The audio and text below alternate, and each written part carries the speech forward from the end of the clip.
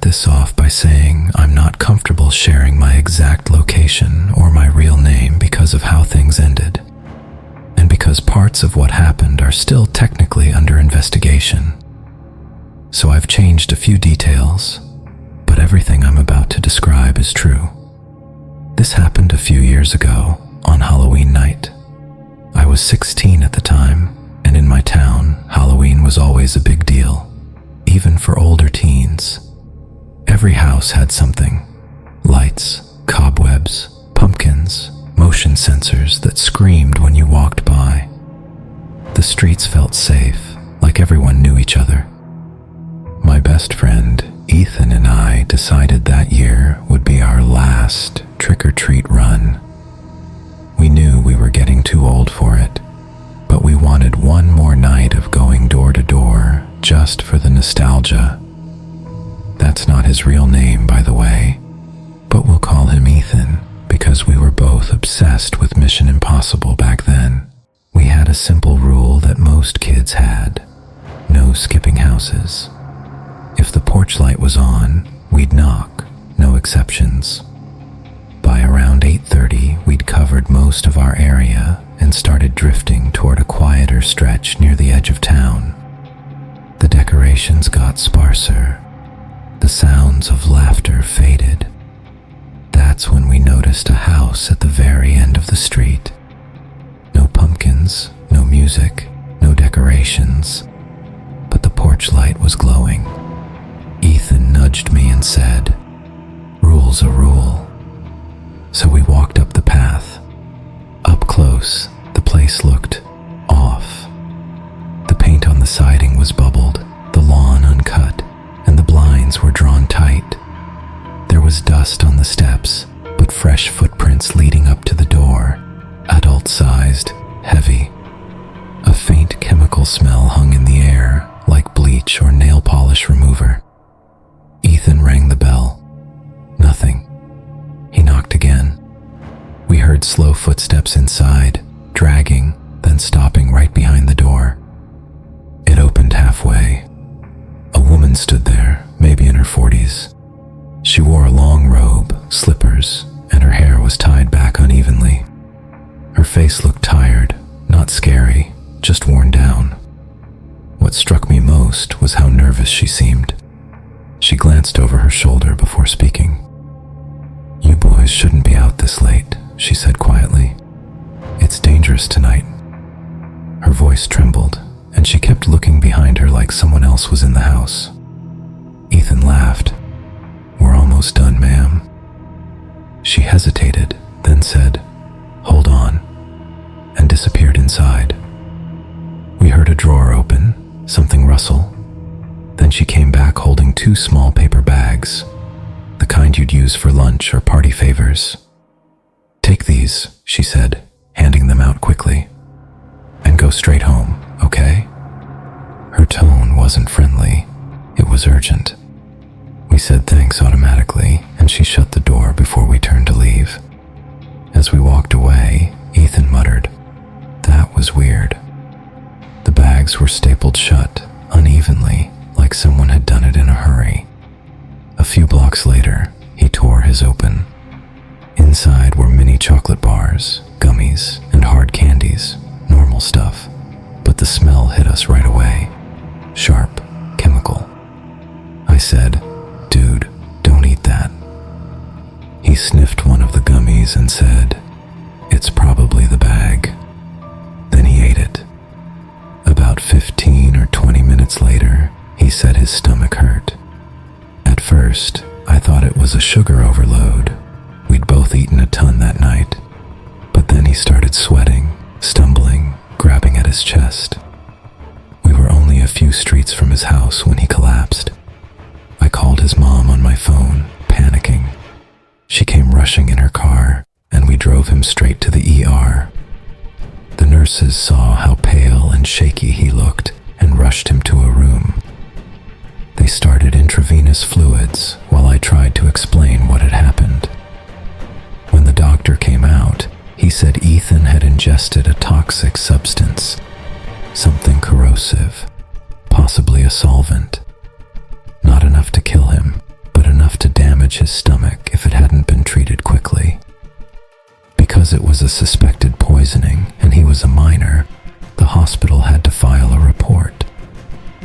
A police officer came by later that night to ask a few questions about where the candy came from. I gave them the address, described the woman, and handed them the unopened bag I still had. The next afternoon, a detective came by our house. He spoke carefully, almost like he was double-checking what I'd said earlier. "You're sure it was that place?" he asked. I nodded. "Yeah, the one at the very end of Willow Drive, the house with the single light on." He glanced at my mom and said, "Would you mind if he came with me for a quick drive? Just to confirm which one it was?" My mom hesitated, but she agreed as long as she could come too. So the three of us drove out there together, me in the back seat, pointing it out when we turned the corner. When we pulled up, the house looked exactly the same. Same porch, same windows, same single light burning above the door. The detective stared at it for a long time before finally saying, "I wanted to make sure you got the right house." He turned toward my mom and me. After the hospital called last night, a couple of officers came out here. The place was empty, no one inside, but it looked like people had been using it recently. There were signs someone left in a hurry. He paused, eyes still on the porch. "We'll look into it properly." That evening, my mom told me something one of our neighbors had mentioned, that property had been vacant for months. The owner had died earlier that year, and the electricity was supposed to be cut off. That detail stuck in my head because the porch light had been on the night before. A few days later, once Ethan was home from the hospital, my parents and I went over to visit. We wanted to check in, drop off a card, and make sure he was really okay. His dad invited us inside, and for a while it felt normal. Polite small talk, quiet voices, the kind of cautious conversation people have after something scary. Ethan looked tired, but better. He mostly sat on the couch, sipping water while our parents talked in the kitchen. After a few minutes, his dad called us over. He looked uneasy, like he'd been deciding whether or not to tell us something. "One of the detectives stopped by yesterday," he said. "He told me something, off the record." He lowered his voice. "They found out that the power box had been tampered with. Someone had run an illegal line from the pole behind the property. Inside, they found folding tables, plastic tubs, and chemical residue all over the kitchen sink. Acetone, isopropyl alcohol, caffeine powder, baggies, everything. Looked like a drug-cutting setup." He glanced toward Ethan, then back at us. "They think the woman you saw was part of it. Probably a lookout or someone staying there to keep an eye on the place. When you two knocked, she panicked. She probably hadn't expected anyone to come by, especially not kids that late. It was Halloween, so she must have realized you'd expect candy. Maybe she had a few old bags lying around and grabbed them to make you leave fast. The stuff inside was likely sitting near open chemicals or stored with whatever they were mixing. That's what made him sick." I didn't say anything, and neither did Ethan. He just stared at the floor and said quietly, "I thought she was just some weird lady." His dad nodded slowly. "You were lucky, son. Both of you were." The adults kept talking for a while after that, about how a few people had already been arrested, but the detectives believed it was part of a larger operation that hadn't been shut down yet. But I barely heard them. All I remember was sitting there, realizing that we hadn't just stumbled onto a creepy house. We'd walked straight into a criminal operation without even knowing it. Ethan recovered over the next few weeks, but it shook both of us. For a long time after that, I couldn't even look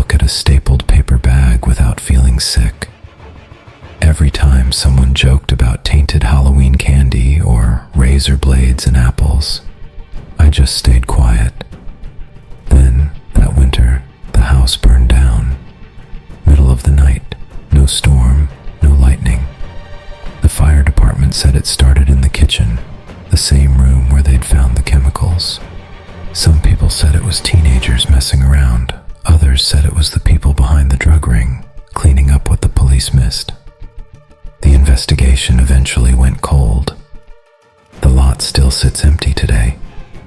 Every now and then, when I walk past that end of town, I still glance toward where the house used to stand. And every single time, I swear I can still smell that same faint chemical odor in the air, just enough to remind me how close we came. My name's Daniel, and this happened 6 years ago in Maple Falls, Ohio, a small town just outside Columbus. I used to work part-time at the Maple Falls Community Center, mostly doing setup and cleanup for events. It wasn't glamorous, but I liked it. And the place always felt like the heart of the town. Every year, the center hosted a big Halloween event for families. We'd decorate the gym with streamers, fake cobwebs, orange lights, the works. There was a costume contest, a candy table, a small haunted maze, and a pumpkin painting area. Parents loved it because it kept kids safe indoors, and the kids loved it because it meant candy and prizes. That year, 2019, I was asked to run the registration table by the main doors. My job was to sign people in, hand out numbered stickers for the costume contest, and make sure each parent filled out a short entry form. Simple enough. Around 6:30, the doors were packed. Music, laughter, kids running around. A woman and her daughter came up to the table. The mom looked mid-30s, jeans and a red sweater. Her daughter was about 7, quiet and polite, dressed as a black cat, sparkly ears, painted whiskers, a little tail pinned to her skirt. The mom smiled and signed in as Laura Jenkins. I gave the girl sticker number 47 and said, "Good luck, Black Cat." She grinned shyly and followed her mom inside. For about an hour, everything went smoothly, just the usual Halloween chaos. Then, around 7:45, Laura came rushing back to the table, pale and shaking. "I can't find my daughter," she said. "She was right next to me by the photo booth. She went to the bathroom to fix her makeup, and she hasn't come out." At first, I thought it was just a mix-up. Kids wander. I told her to hang tight and made an announcement over the PA. "A little girl in a black cat costume with glittery ears, please come to the front table." 5 minutes went by. Nothing. We checked the bathrooms, craft room, kitchen, even the hallway by the storage closet. When Laura started crying, my supervisor, Karen, made the call. "Lock the doors." Now she told maintenance to shut the exits and called the police. Parents gathered by the walls, clutching their kids. The music stopped. The only sounds were the hum of lights and Karen on the phone. The police showed up about 10 minutes later. 2 cars at first, then more. They cleared the building methodically, using our sign-in sheet to verify that every child was matched with an adult before anyone could leave. I was standing near the exit when I noticed a woman I didn't recognize approaching the doors, holding a little girl's hand. The girl was wearing what looked like a black cat costume, or at least part of one. Her ears were gone, the face paint mostly wiped off, and her black skirt looked dull and plain now, missing the bits of glitter it probably once had. Even her tail was gone. At first glance, she looked a lot like the little girl I'd seen earlier at registration, but I figured I was mistaken. Maybe my supervisor had signed her in while I was on break, and and I just mixed them up in my head. But something about the woman with her made me pause. She wasn't panicked like the other parents. She was calm, deliberate, almost rehearsed. An officer stepped in front of them at the door. "Ma'am, I just need to verify your names before you leave." The woman gave a quick smile. "Of course.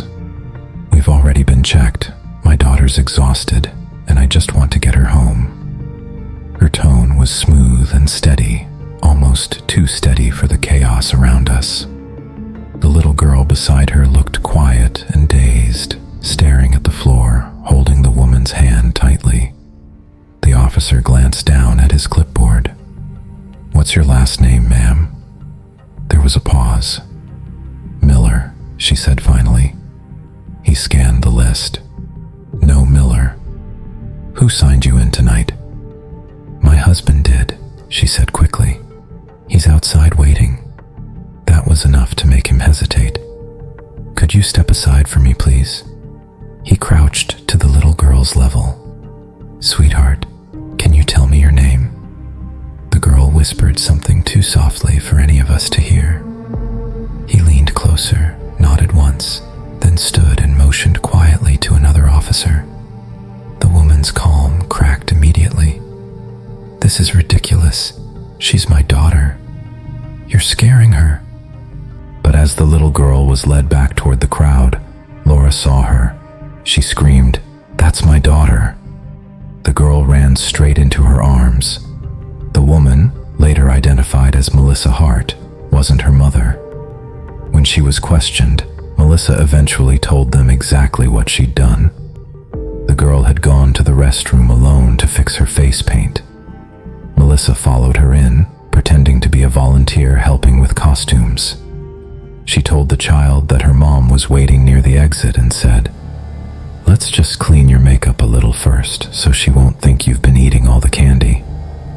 She spoke gently in that kind of soft, trustworthy tone that makes children obey without thinking. While talking, she wiped away the whiskers and nose, brushed the glitter off the girl's skirt, and pulled the waistband so it flipped inside out, the plain lining now showing. She tucked the small tail under the jacket and slipped the glittery ears into her own bag. When they walked out together, the girl looked like any tired kid leaving a party.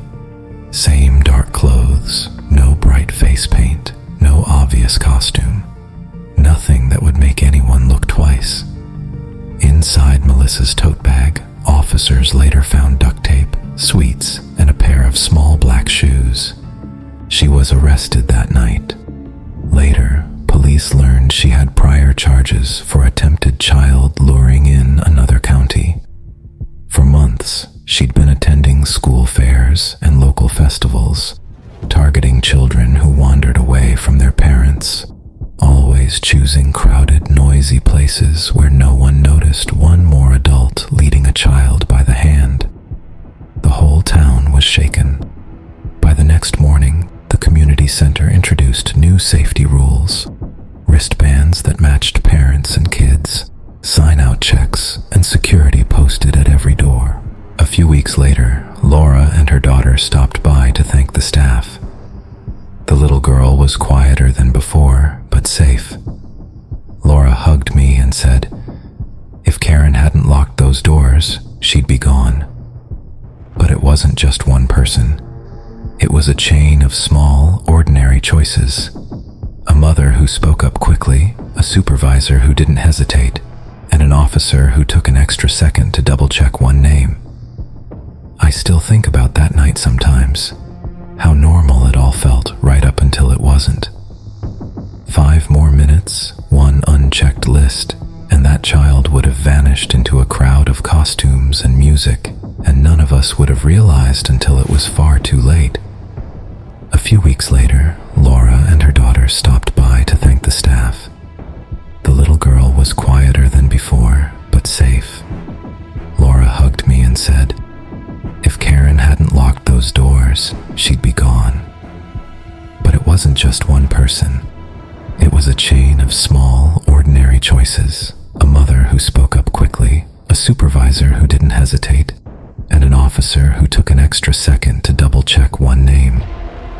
I still think about that night sometimes, how normal it all felt right up until it wasn't. 5 more minutes, one unchecked list, and that child would have vanished into a crowd of costumes and music, and none of us would have realized until it was far too late.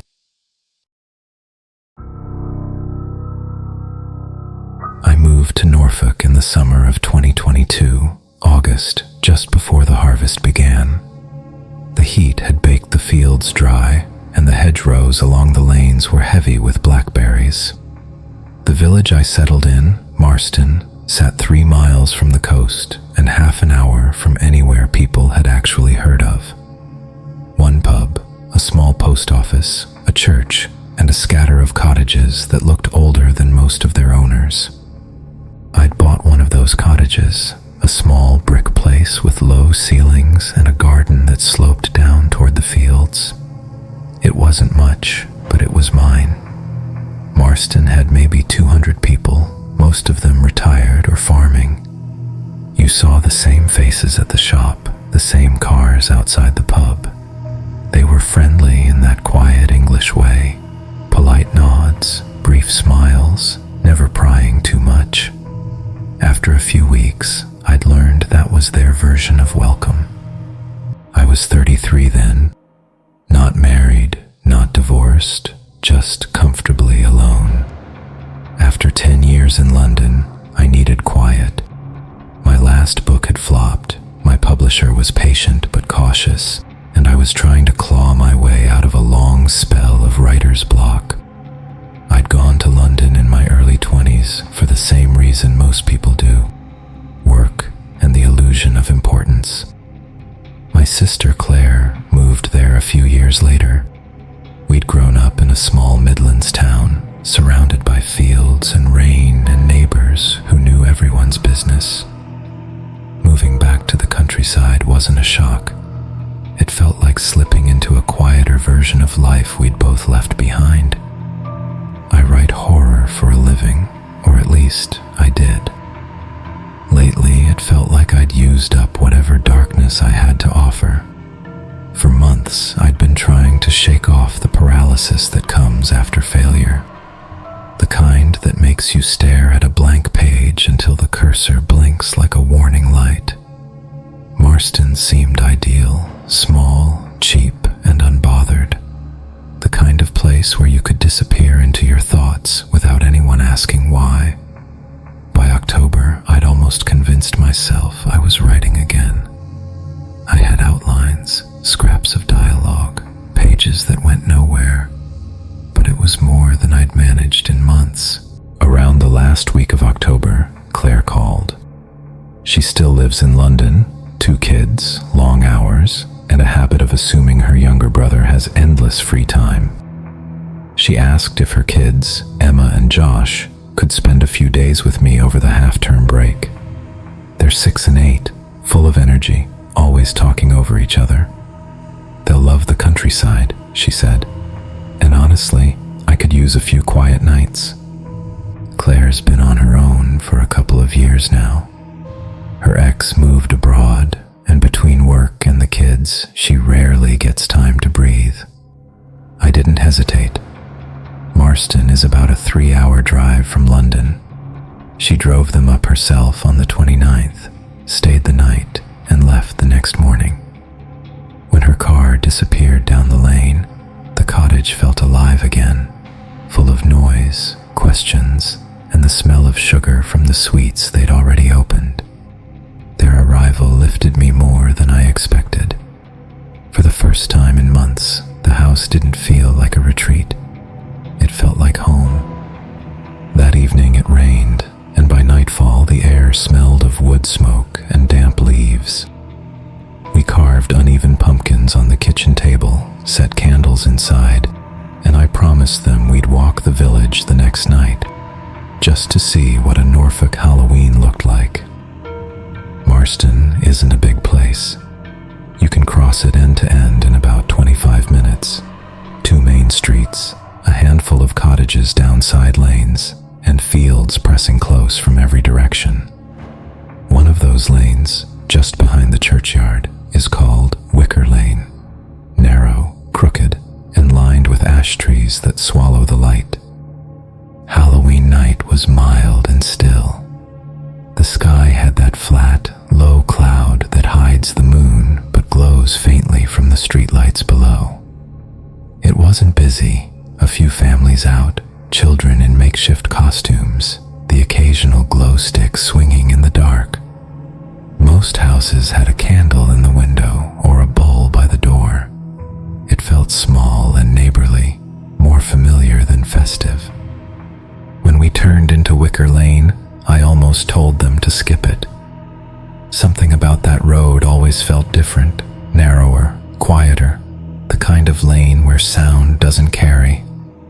But the kids were in the mood to explore. Emma wore a paper crown she'd made that afternoon and carried a plastic pumpkin bucket.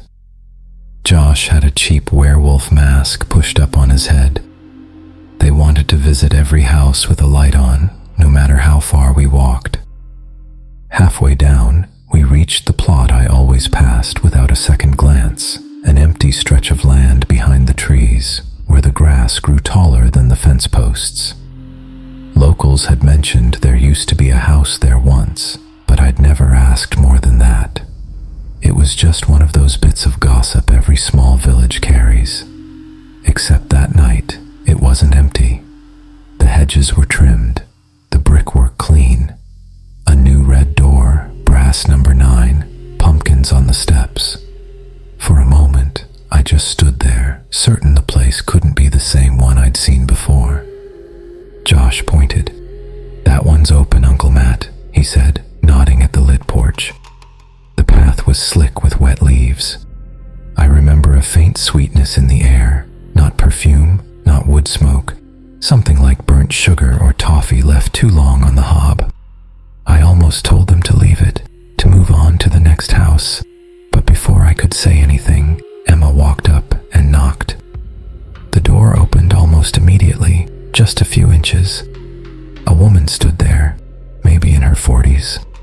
Her hair was pinned back neatly, and she wore an old-fashioned cardigan buttoned all the way to the neck, a long dark skirt, and soft house shoes.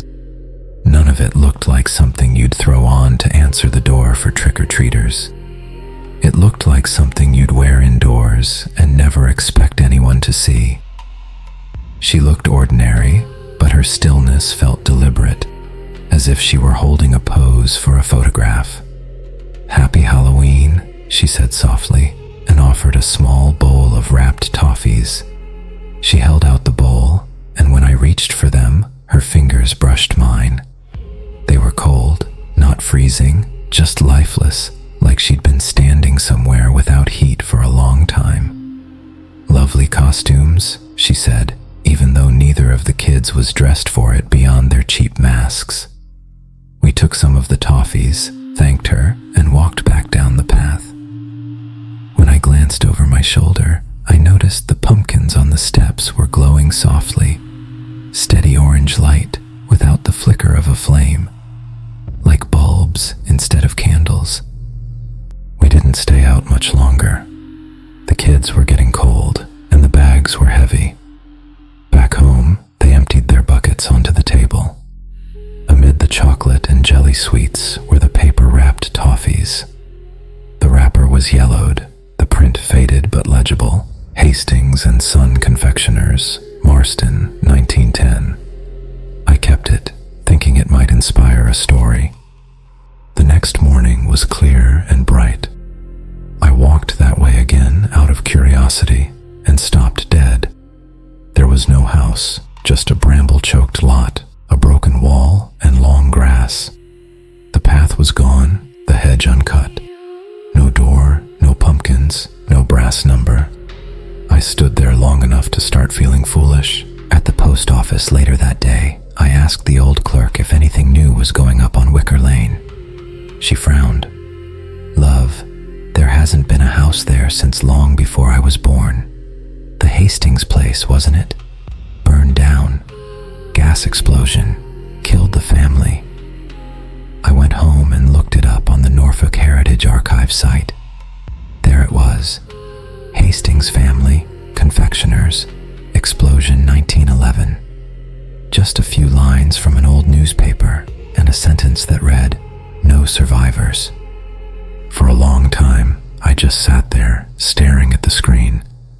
It should have felt like closure, a story neatly explained. But instead, it left me cold. I didn't know whether I'd uncovered something or been quietly invited into it.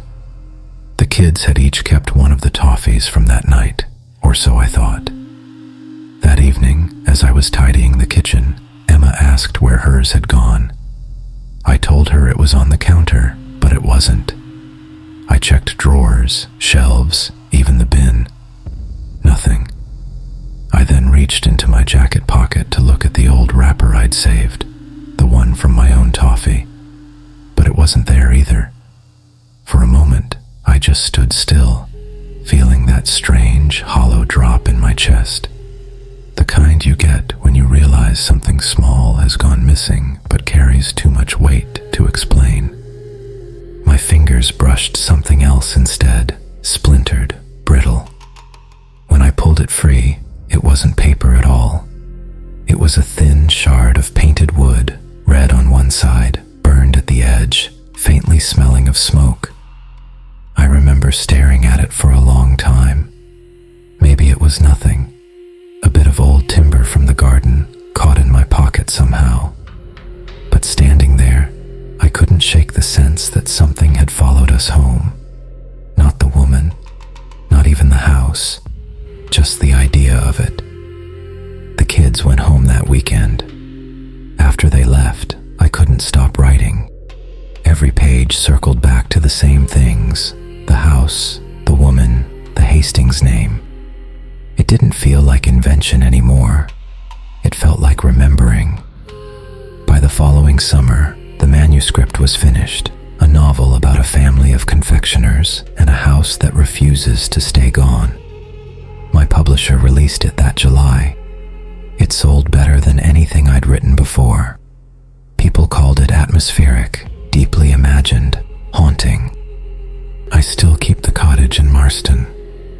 I go back once or twice a year for a few weeks, though I'm never quite sure whether it's for rest or for answers. Sometimes I walk past the end of Wicker Lane, telling myself I'm just taking the long way to the shop. The land there is the same as it's always been, wild and uneven, swallowed by nettles. No red door, no pumpkins, no sign a house was ever there. It's been 3 years now. The kids barely remember that night. When I mention it, they just frown and say I must be mixing it up with one of my stories. Sometimes, when I'm back in London, I'll catch that same faint scent. Burnt sugar in the air where it shouldn't be. And for a second, I can almost see the glow of that porch through the fog. Whether it really happened or not doesn't matter anymore. Some stories don't ask to be